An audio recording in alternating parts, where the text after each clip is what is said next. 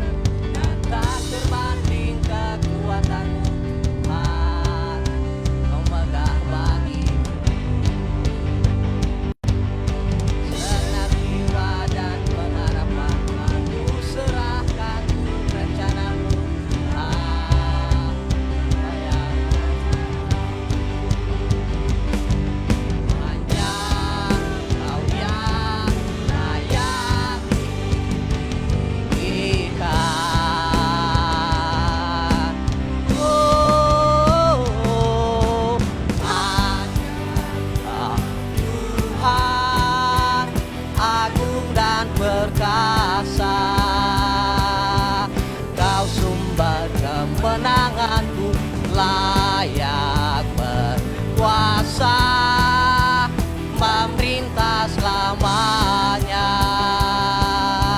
Yesus, Kaulah Raja mulia.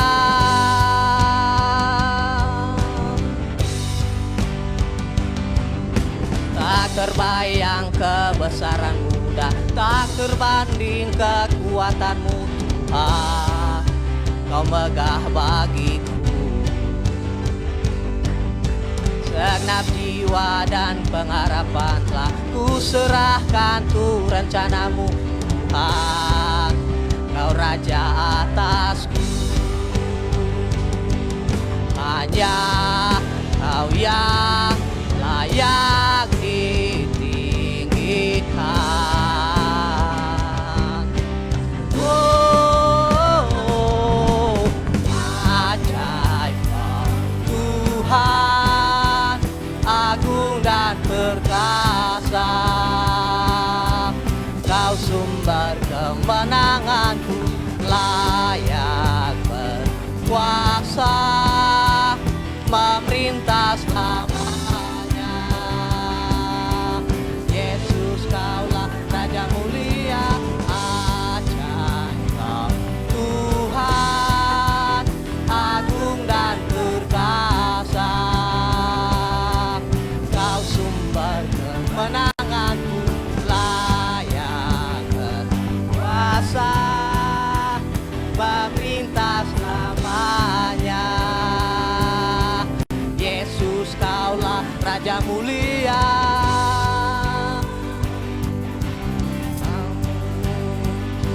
Mulia, Raja mulia. Haleluya. Mari kita memuji Tuhan. Sebelum kita masuk dalam hadirat Tuhan, mari kita siapkan hati kita. Biarlah Tuhan yang terus bersama-sama dengan kita. Haleluya Yesus. Haleluya. Haleluya.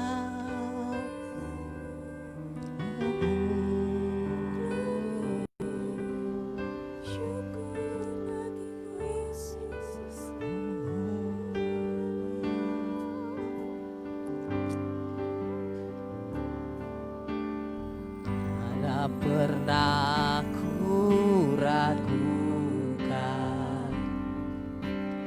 kasih setia-Mu ya Tuhan. Setia waktu dalam hidupku, tak pernah Kau tinggalkan. Meski langit tanpa surat, awan gelap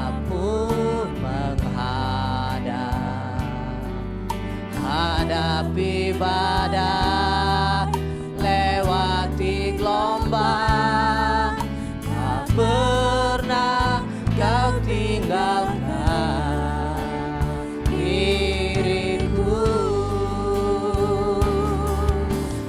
Seribu rebah di sisiku, kau tetaplah penolongku.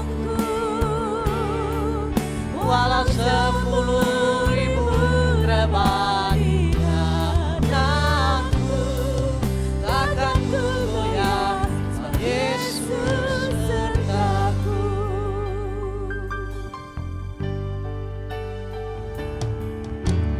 Tiada pernah ku ragukan kasih setiamu ya Tuhan. Setiap waktu dalam hidupku, tak pernah kau Tinggalkan meski langit tanpa suram, awan gelap pun menghadap. Hadapi badai, lewati gelombang, tak pernah kau tinggalkan diriku. Walau 1000 rebah di sisiku,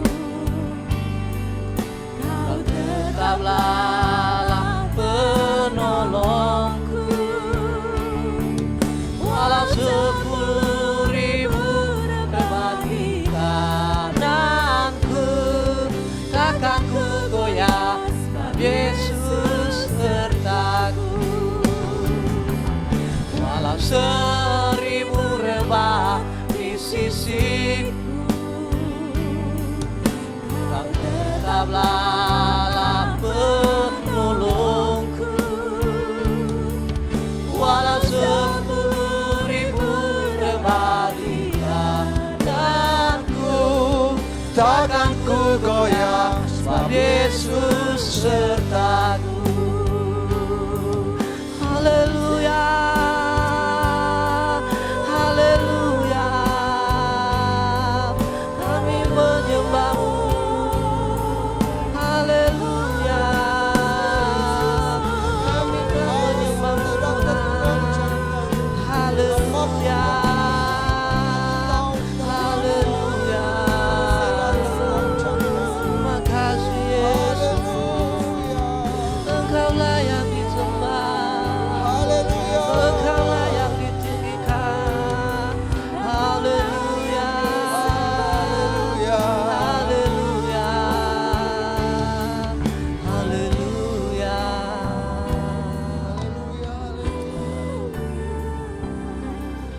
Walau 1000 rebah di sisiku,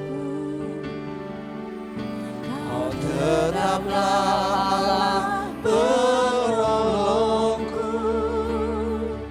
Walau 10.000 rebah di kananku, takkan ku goyah, sebab Yesus sertaku. Walau 1000 rebah di sisiku, kau tetaplah penolongku. Walau 10.000 rebah di kananku, takkan ku goyah. Sekali lagi katakan, walau 1000 rebah. Walau 10 rebah Ya Tuhan, di sisiku, kami tahu di dalam Engkau kami tidak akan tergoncangkan, tetaplah karena kuasa-Mu dahsyat atas kami. Haleluya. Walau 10.000 rebah di kananku, takkan ku goyah, sebab Yesus. Katakan takkan ku goyah, Takkan ku goyah, sebab Yesus. sertaku. Takkan ku goyah, Takkan ku goyah, sebab Yesus sertaku. Berikan kemuliaan bagi Tuhan. Haleluya, haleluya. Kami bersyukur punya Tuhan yang dahsyat, karena kami tahu di dalam Engkau kami memiliki kerajaan yang tidak tergoncangkan. Walau dunia berubah, walau situasi kondisi semakin membuat kami takut dan khawatir, tapi kami tahu di dalam Engkau kami kuat. Di dalam Engkau kami tahu kami menikmati kemenangan, dan kami menjadi jemaat yang tetap bertahan dan tidak tergoncangkan. Bahkan kami semakin bergairah, bersemangat, semakin setia, karena kami tahu Tuhan tidak pernah membiarkan kami. Tuhan tidak pernah meninggalkan kami. Engkau adalah tempat perlindungan buat kami. Engkau kota benteng buat kami. Engkau lah pertolongan buat kami pada masa kesesakan kami. Terima kasih Tuhan, hari ini kami ada di tempat ini. Kami boleh merasakan Engkau hadir dan melawat kami. Sebentar Tuhan, kami tetap dalam hadirat Tuhan untuk mendengarkan isi hati Tuhan, suara Tuhan. Mari berfirmanlah Tuhan, kami rindu setiap umat-Mu yang datang pagi hari ini. Kami membuka hati kami lebar-lebar, sehingga firman Tuhan yang kami terima hari ini jatuh di tanah hati kami yang subur dan bertumbuh dan berbuah-buah. Karena kami tahu bahwa firman-Mu itulah pelita buat kami, dasar jalan tanpa firman-Mu. Kami butuh kebenaran-Mu yang terus mengajar kami, menuntun kami, memulihkan kami, dan memerdekakan kami. Terima kasih Tuhan, ajar kami untuk meresponi firman-Mu. Dan biarlah hari ini Roh Kudus, Kristus, Guru yang agung akan mengajar kepada kebenaran-Mu. Urapi hamba-Mu dan urapi kami semua. Di dalam nama Yesus, kita semua yang siap mendengarkan firman Tuhan, sama-sama katakan amin. Puji Tuhan, shalom.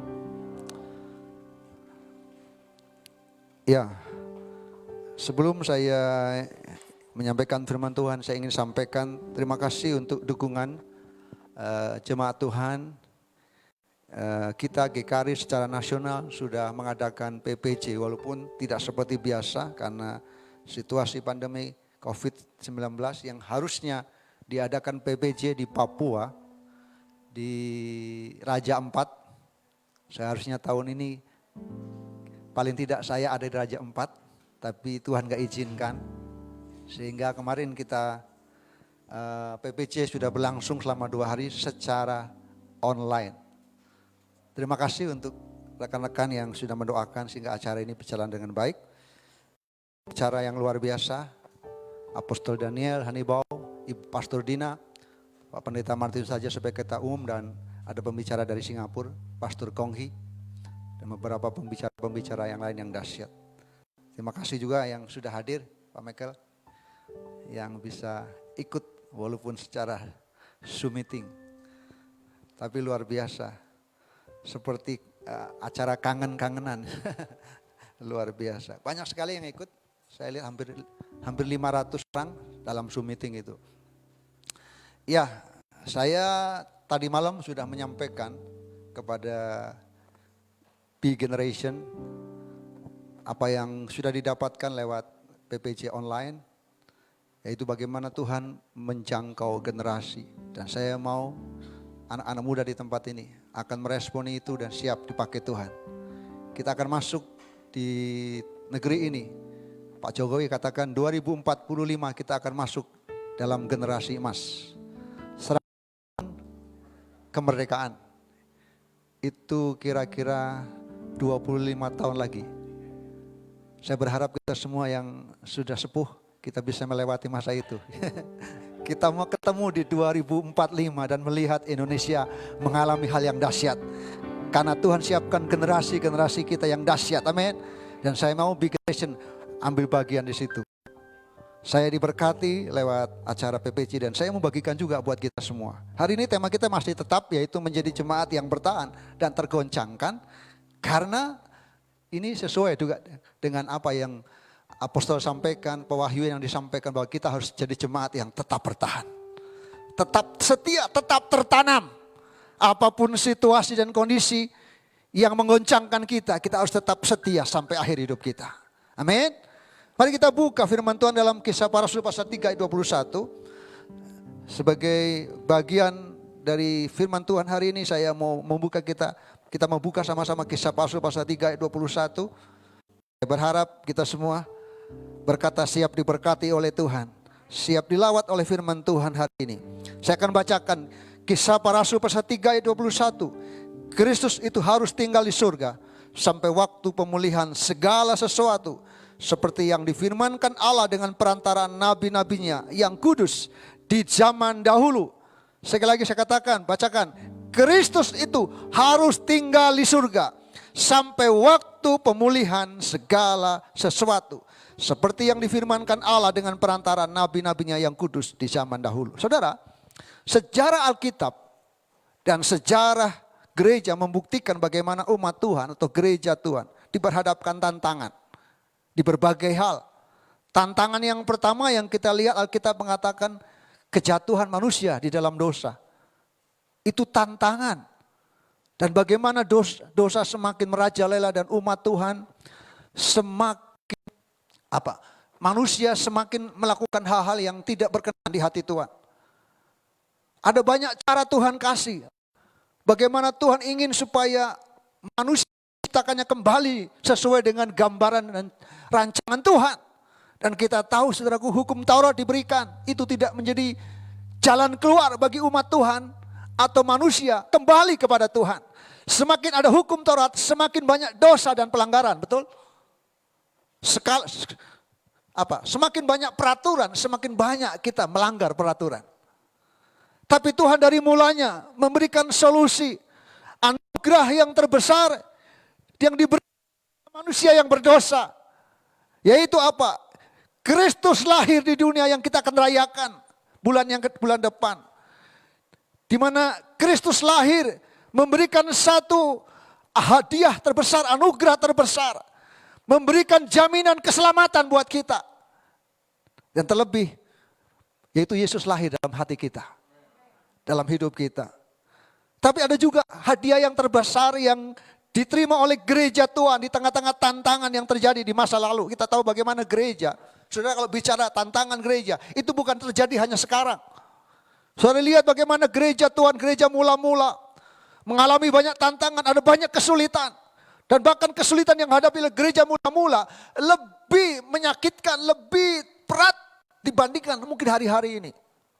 Tetapi saudaraku, sebagai umat Tuhan kita melihat bagaimana hadiah terbesar, tantangan dari luar, tantangan dari dalam, tantangan perpecahan terjadi. Dan itu terjadi di tengah-tengah gereja Tuhan.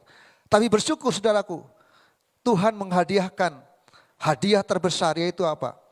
Terjadinya reformasi yang dilakukan oleh seorang tokoh gereja yang namanya Martin Luther. Yang dikenal dengan istilah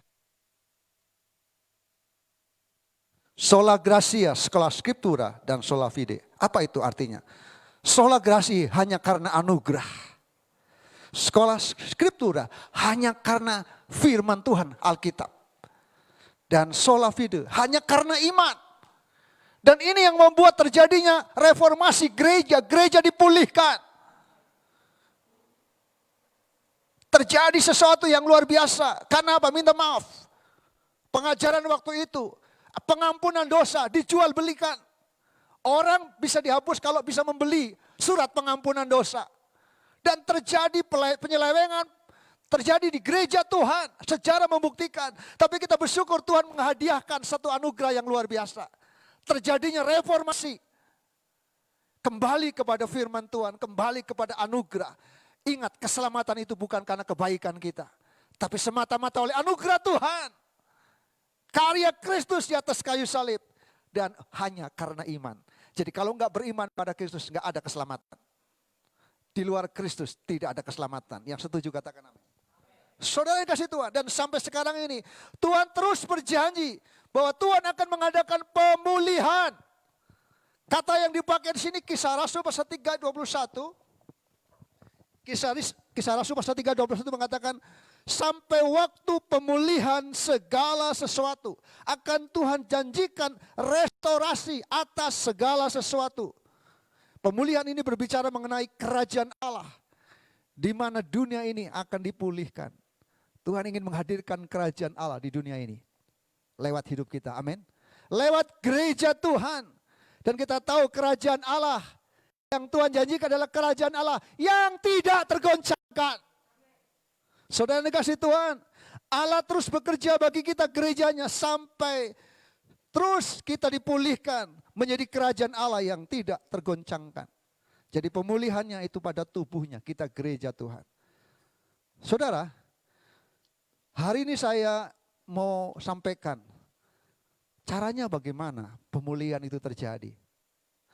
Saudara, saya bersyukur pewahyuan dalam PPJ online itu dinyatakan bahwa kalau kita ingin mengalami pemulihan, menjadi jemaat yang bertahan dan tidak tergoncangkan. Saudara, Tuhan mau kita jemaat Tuhan atau gereja Tuhan harus terus bergerak maju. Katakan bergerak. Kita tidak tinggal diam, bahkan mundur. Bertahan di sini bukan berarti statis. Bertahan di sini artinya kita terus maju di tengah-tengah tantangan. Kita tidak tergoncangkan di tengah tantangan. Bahkan semakin bergairah dan semakin bersemangat. Terus bertumbuh sesuai dengan pola Kristus. Atau pola gereja yang sesuai dengan kehendak Allah. Saya diberkati. Pak Michael juga ada di sana. Apa yang menjadi pesan pendiri gereja GKRI, Gereja Kasih Karunia, Apostol Daniel mengatakan, gereja kembali kepada pola Kristus. Bukan pola manusia dan pola hamba Tuhan, tapi pola yang diajarkan Kristus. Pola yang diajarkan oleh kebenaran firman Tuhan. Efesus 4 ayat 11 sampai 16. Apa polanya? Tidak perlu dibaca. Saudara, mungkin baca saja ayat 11. Ibu Lydia tolong bacakan ayat 11. Pakai mic ya. Ayat 11 saja. Efesus 4 ayat yang ke-11. Efesus 4 ayat yang ke-11. Dan ialah yang memberikan baik rasul-rasul maupun nabi-nabi, baik pemberita-pemberita Injil maupun gembala-gembala dan pengajar-pengajar, untuk memperlengkapi orang-orang kudus bagi pekerjaan pelayanan, bagi pembangunan tubuh Kristus. Amin. Saudara yang dikasih Tuhan, apa pola pelayanan yang Kristus berikan buat kita, pola gereja yang sesuai dengan kehendak Tuhan, yaitu apa? Dikatakan di sini, yaitu bangkitnya kembali pola pelayanan 5 jawatan. Saudara, jawatan dengan jabatan itu berbeda. Katakan berbeda. Ini bukan bicara tentang jabatan. Tuhan memberikan jabatan 5, yaitu ada tadi guru, pengajar, lalu nabi, gembala, rasul, dan penginjil. Bukan jabatannya, tapi Tuhan ingin kita gerejanya kembali. Pemulihan itu terjadi kalau apa? Di gereja Tuhan bangkit pola pelayanan 5 jawatan. Supaya apa?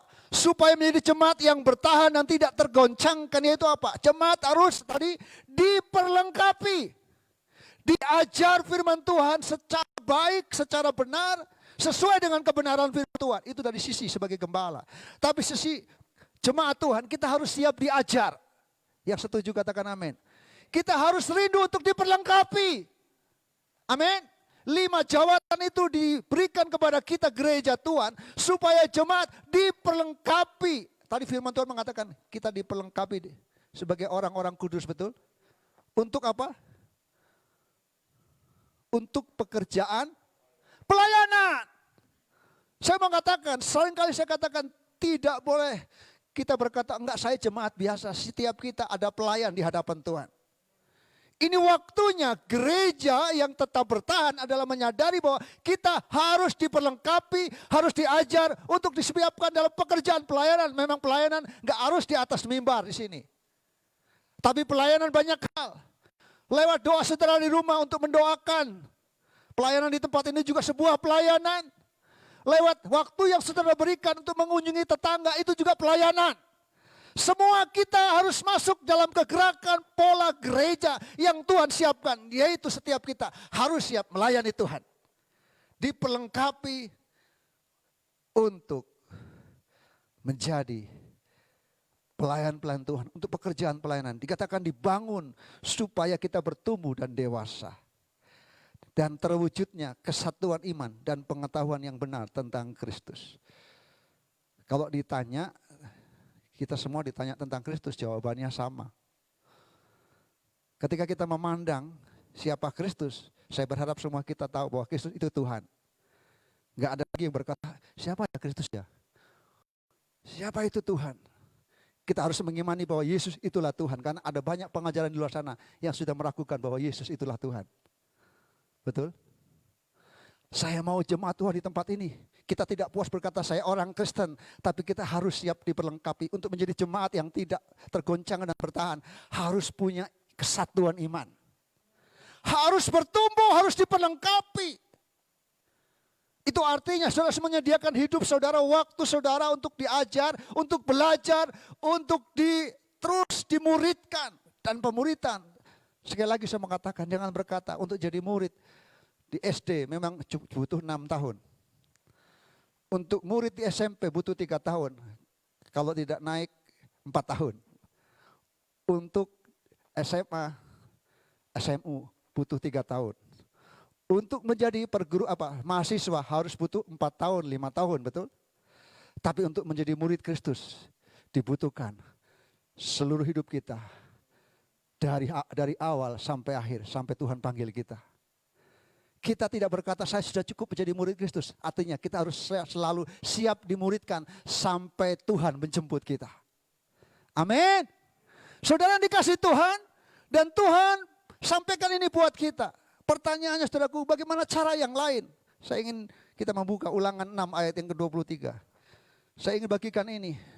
Karena ini satu pewahyuan yang disampaikan lewat PPJ dan semua jemaat Tuhan menangkap ini dan diberkati lewat firman Tuhan ini. Ulangan 6 ayat yang ke-23. Mari kita baca bersama-sama bagian ini. Ulangan 6 ayat yang ke-23. Sudah dapat semua, amin? Mari kita baca pada hitungan yang ketiga. 1, 2, 3. Tetapi kita dibawanya keluar dari sana. Supaya kita dapat dibawanya masuk untuk memberikan kepada kita negeri yang telah dijanjikannya. Dengan sumpah kepada nenek moyang kita. Saya katakan sekali lagi. Tetapi kita dibawanya keluar dari sana. Supaya kita dapat dibawanya masuk. Oh, luar biasa ya. Keluar untuk. Saudara yang dikasih Tuhan. Tuhan bawa kita keluar supaya kita lebih baik, supaya kita naik lebih tinggi. Tuhan harus bawa kita keluar. Keluar dari mana? Saudara yang dikasih Tuhan, Tuhan bawa kita keluar untuk masuk dalam kegerakan Allah, dalam pemulihan gereja. Sekali lagi, ini waktunya pemulihan sedang terjadi. Saudara, gereja sedang dimurnikan.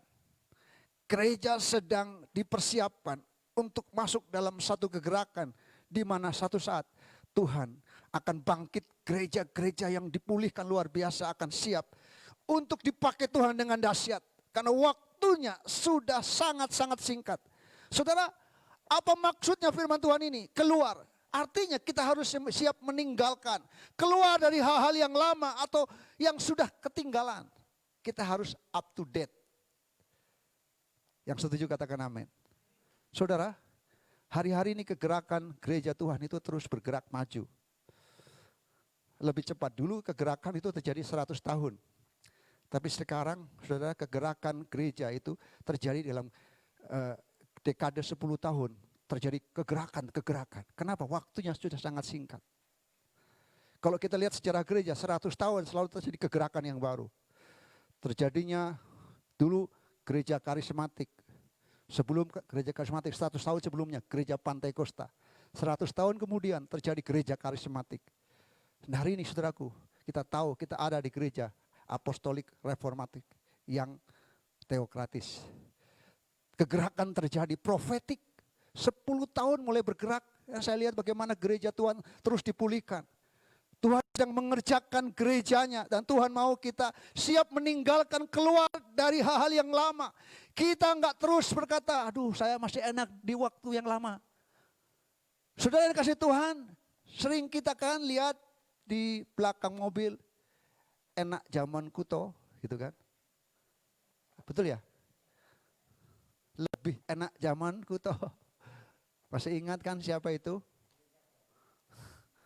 Saudara, saya mau katakan, memang kita bisa mengenang masa lalu, tapi bisa mengatakan pertumbuhan kita tidak lagi puas. Rasul Paulus katakan, aku melupakan apa yang di belakangku dan berlari-lari kepada tujuan, yaitu panggilan surgawi. Apa artinya? Kita harus dibawa keluar dan dibawa masuk dalam janji Tuhan. Tuhan sedang bergerak dan Tuhan mau kita gereja Tuhan, GKRI Berea, semua jemaat Tuhan, kita harus siap meninggalkan semua hal yang menjadi penghalang. Salah satu yang saya ingat, ditekankan berulang-ulang, ini catatan buat pemimpin ibadah anak. Di dalam GKRI tidak lagi digunakan istilah sekolah minggu. Ulang-ulang, sebenarnya sudah sejak 5 tahun yang lalu sudah disampaikan ini. Tidak lagi dikenal sekolah minggu. Karena kita di tempat ini bukan mau sekolah. Yang namanya jemaat bukan hanya orang dewasa, anak-anak pun jemaat. Ketika mereka datang di tempat ini, mereka bukan mau sekolah, tapi mereka mau beribadah. Yang setuju katakan amin. Pola-pola yang dulu berkatakan sekolah minggu, sudah kita tinggalkan. Dan ajak semua jemaat, anak-anak muda, anak-anak kita yang kecil juga harus datang untuk beribadah. Karena memang itu pola yang Tuhan mau kita dipulihkan. Kita akan masuk dalam ibadah anak yang dahsyat. Saya melihat saudaraku, mungkin ada di tempat sini anak-anak yang ikut online GDS, pelayanan ibadah anak setiap hari Sabtu ya. Jam 1. Wow, dahsyat sekali. Saya melihat di rumah-rumah terjadi KKR, anak-anak melompat-lompat menyanyi. Mereka merasakan hadirat Tuhan. Wow. Tuhan mau ini terjadi di tengah-tengah gereja Tuhan. Kita tidak lagi mereka nyaman dan tidak mengalami apa-apa. Karena Tuhan sedang pakai, Tuhan sedang bangkitkan jemaat Tuhan, anak-anak Tuhan yang dahsyat. Dan Tuhan mau kita tinggalkan. Mari Tuhan mau bawa kita keluar. Jangan terus terkungkung di tengah-tengah yang mengikat kita. Apa yang menjadi penghalang buat kita, Tuhan mau katakan mari tinggalkan semua yang menjadi penghalang. Tuhan mau kita bangkit keluar untuk menikmati janji Tuhan. Amin. Sehingga kita menjadi jemaat yang kuat, yang tidak tergoncangkan, yang tetap bertahan. Anak-anak adalah jemaat yang harus dilayani dan harus beribadah dengan sungguh-sungguh sesuai dengan kehendaknya. Saudara dikasih Tuhan, bukan hanya itu saudara, ada pesan yang lain yang Tuhan sampaikan dalam Kejadian 12 ayat yang ke-8. Kejadian 12 ayat yang ke-8.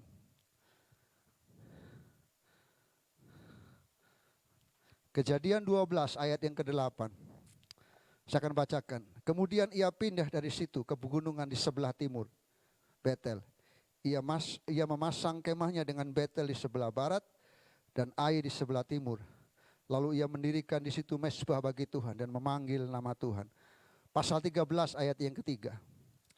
Ia berjalan dari tempat persinggahan ke tempat persinggahan, dari tanah Negeb sampai ke dekat Betel, di mana kemahnya mula-mula berdiri antara Betel dan. Saudara, apa arti Betel? Betel itu artinya rumah Tuhan. Ai artinya tumpukan puing. Dan Tuhan mau kita jadi orang Kristen tidak di antara puing dan di antara Betel. Tuhan mau kita tinggalkan. Untuk apa? Harus tinggalkan hal-hal yang sudah lama, tinggalkan hal-hal di masa lalu kita. Kita bukan lagi puing-puing, tapi kita siap menjadi rumah-rumah Tuhan. Kita harus siap jadi batu-batu hidup. Amin. Kita harus jadi rumah-rumah rohani. Kisah ini adalah kisah tentang Yakub. Tadi malam saya sampaikan kepada anak-anak muda. Bagaimana Tuhan menjangkau generasi yang pertama. Tuhan datang langsung secara pribadi. Berjumpa dengan generasi yaitu Yakub. Ketika Yakub masih muda. Tuhan katakan, engkau Allah Abraham, Ishak dan Yakub. Tuhan sampaikan kepada Yakub. Kalau Tuhan sudah menjangkau kakeknya Abraham. Dan menjangkau papanya Ishak. Tapi juga Yakub juga dilawat. Ketika Yakub dalam ketakutan, dalam pelariannya, Yesus datang, Allah datang secara pribadi dalam kehidupan Yakub. Sehingga Yakub menempatkan itu sebagai rumah Tuhan, yaitu Betel. Saudara kasih Tuhan, yang Tuhan mau katakan hari ini buat kita, kita harus mengambil satu pilihan dan komitmen. Pesan dari apostol dan ketua sinode, Bapak Martinus Raja. Kita harus jadi jemaat yang tertanam kuat. Di gereja lokal yang terus bertumbuh sesuai dengan pola gereja. Dari Efesus pasal 4 tadi. Saudara, lalu bagaimana kita gereja Tuhan? Buat kesimpulan kita, aplikasi buat kita lewat pesan Tuhan hari ini. Yang pertama, kalau kita ingin menjadi jemaat yang bertahan dan tidak tergoncangkan, gereja Tuhan harus jadi rumah rohani. Mari kita buka 1 Petrus 2 ayat yang kelima.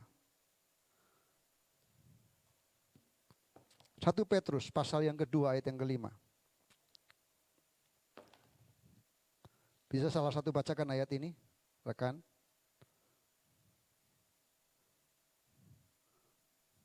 Satu Petrus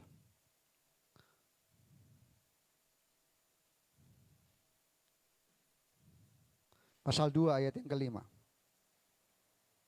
Firman Tuhan, dan biarlah kamu juga dipergunakan sebagai batu hidup untuk pembangunan suatu rumah rohani bagi suatu imamat kudus untuk mempersembahkan persembahan rohani yang karena Yesus Kristus berkenan kepada Allah. Ya, Alkitab katakan apa? Dan biarlah kamu juga dipergunakan sebagai batu hidup, katakan batu hidup. Sebagai pembangunan suatu rumah rohani. Saudara, saya mau katakan kita GKRI Berea, kita harus jadi, gereja harus jadi rumah rohani. Yang setuju katakan amin. Ini bukan rumah, sekali lagi, bukan sekedar rumah biasa. Walaupun mungkin gedung gereja kita tidak semewah dengan gereja yang lain, tapi saya mengatakan saudara harus mengimani ini adalah rumah rohani. Amin. Dikatakan gereja menjadi tempat di mana orang mengalami perjumpaan dengan Tuhan. Amin. Gereja ini menjadi tempat di mana orang dipulihkan.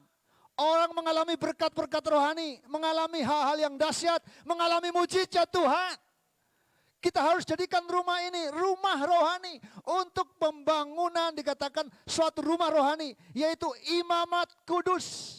Artinya apa? Imamat kudus. Artinya tidak bisa tidak. Sekali lagi saya mengatakan, jangan ada di tempat ini yang siap hanya dari awal mengenal Tuhan sampai sekarang kita hanya jadi penonton. Semua kita harus melayani Tuhan. Imamat artinya apa? Kita ini imam-imam di hadapan Tuhan. Amin. Imamat yang kudus, imamat rohani. Kita adalah pelayan-pelayan Tuhan sesuai dengan Efesus 4 ayat 11. Kita diberikan jawatan. Saya nggak tahu. Saudara tinggal berdoa sama Tuhan. Tuhan, saya dikasih jawatan apa ya?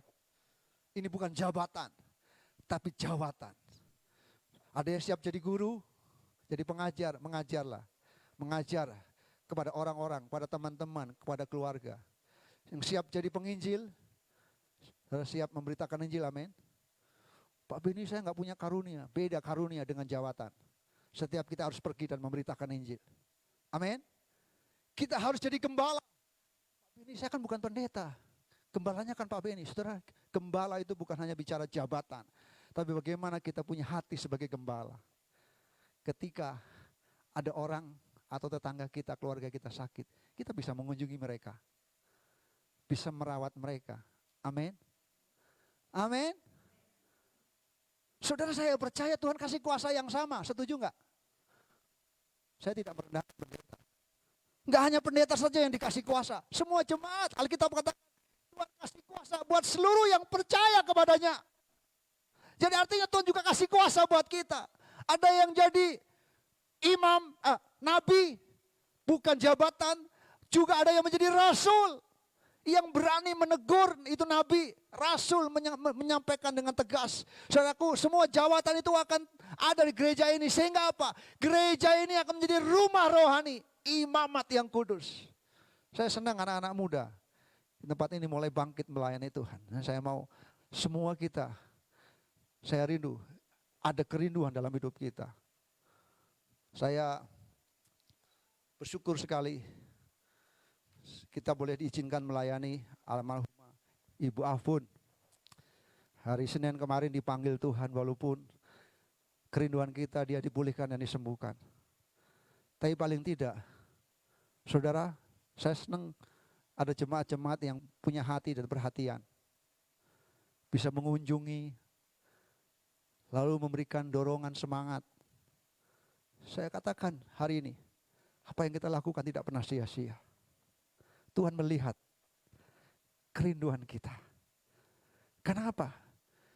Karena memang tugas kita itu, satu jiwa itu berharga di mata Tuhan. Ketika kita bisa datang, kita nggak hanya minta maaf. Hari-hari ini gereja Tuhan, kalau kita mau jadi jemaat yang kuat dan bertahan tidak tergoncangkan, kita nggak hanya fokus diri kita sendiri. Tapi fokus kita adalah kerajaan Allah. Fokus kita adalah Tuhan. Jangan hanya mikirin diri kita sendiri. Memang kita banyak pergumulan. Tapi pergumulan gak akan selesai kalau kita tidak melibatkan Tuhan. Menjadi Tuhan jadikan yang utama dalam hidup kita. Kita harus bergerak. Walaupun ada tantangan, kita tidak tergoncangkan. Ada tantangan, semakin giat melayani Tuhan.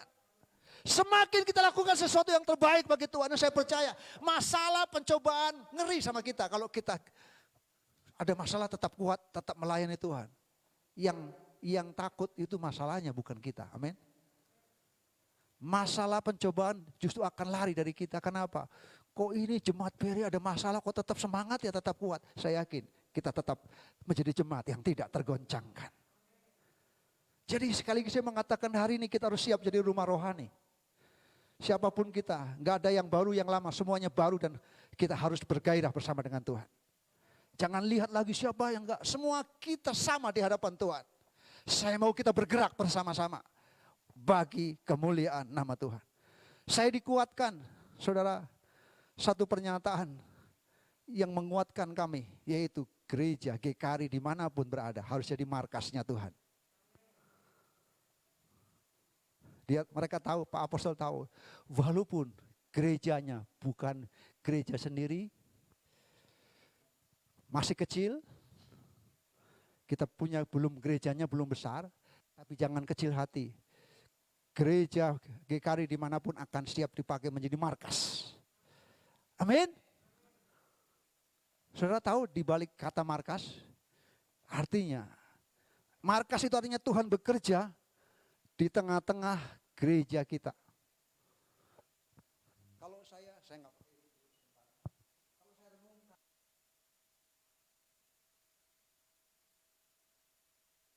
Kita kan nggak besar. Ada banyak gereja di kota Bandung. Tapi gereja ini selalu didatangi anak-anak Tuhan dari berbagai belahan dunia. Betul? Sebelum ada pandemi, mungkin setiap tahun kita kedatangan tamu-tamu dari Eropa, dari Asia, untuk ada di tempat ini. Saya tahu kita kecil, tapi kita markasnya Tuhan, amin. Dari tempat ini kita bisa banyak lakukan hal yang dahsyat.